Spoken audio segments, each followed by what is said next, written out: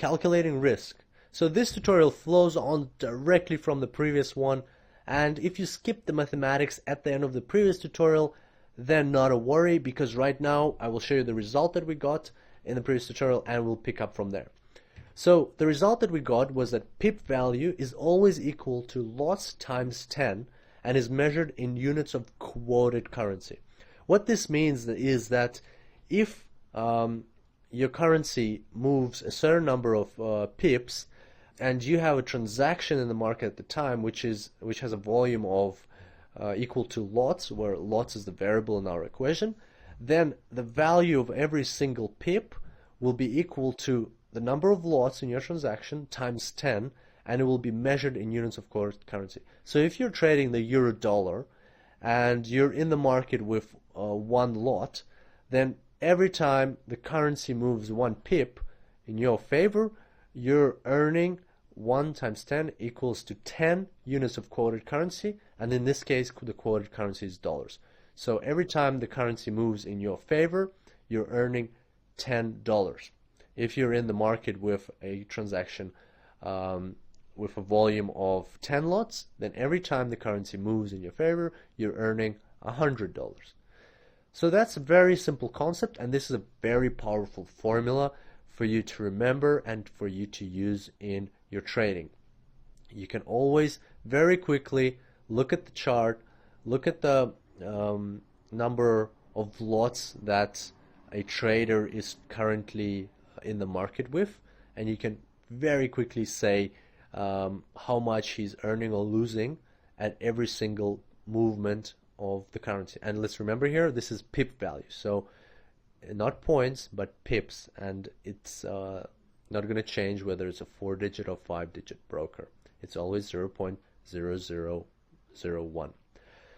Okay, so now we're going to create an even more powerful formula out of this, and it'll be very simple. We're going to create a formula to calculate our risks on the Forex market. So let's look at a very intuitive formula. This red formula is very straightforward and easy to understand. So the risk, which is on the left, or the amount of money that we can lose in one transaction on the Forex market, is equal to the stop loss measured in pips. So for example, it's 50 pips that you have a stop loss, times the pip value, so the amount of money you lose per every pip. So for example, it's like in our previous case, $10 per pip. So if your stop loss is 50 pips and pip value is equal to $10 per pip, then you can potentially lose $500 on this transaction if your stop loss is triggered. And that means, in Forex, that means that your risk is equal to $500. So basically in this case, risk is the max amount of money you can lose on this particular transaction. And let's remember here that this is all still in the units of quoted currency.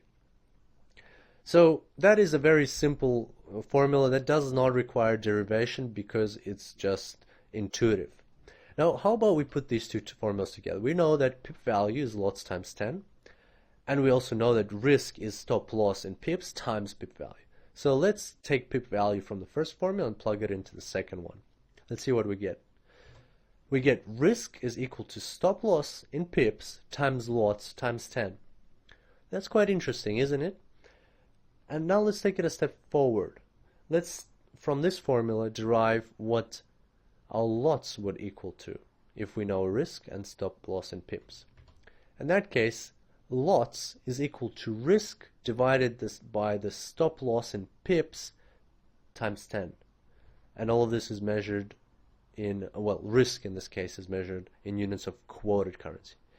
So this is a formula that I'd like to stop our attention on, or draw our attention to, because this is a very, very important formula that we will be using throughout our live Forex trading in the further tutorials.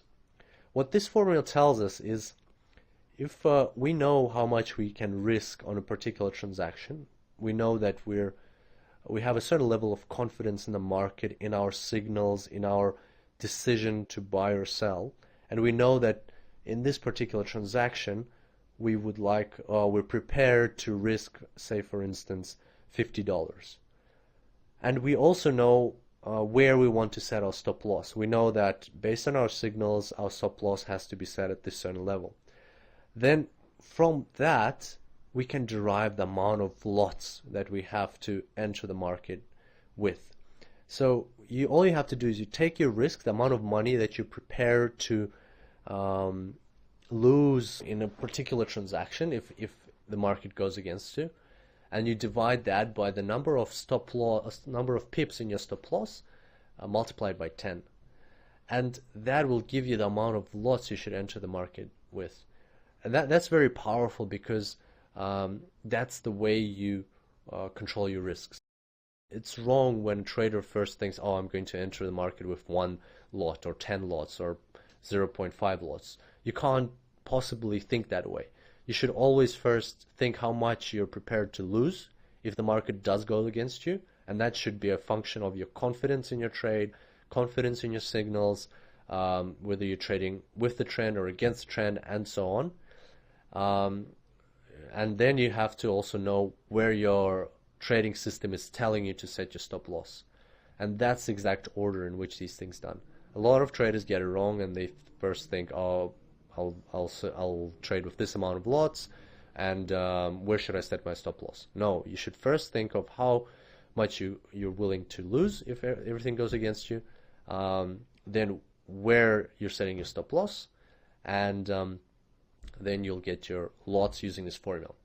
Now, an important thing to remember is that risk in this case is calculated in units of quoted currency. So in a lot of cases when the American dollar is the quoted currency and your account is in American dollars, then the quoted currency will be the currency on your account and will be American dollars. But if you're trading a currency pair where the quoted currency is not American dollars, remember that you also have to convert your thinking. You have to convert, you'll be thinking of how much you're prepared to lose in your account balance currency, which is most likely American dollars, and then you'll need to convert that to the quoted currency and then plug it into the formula.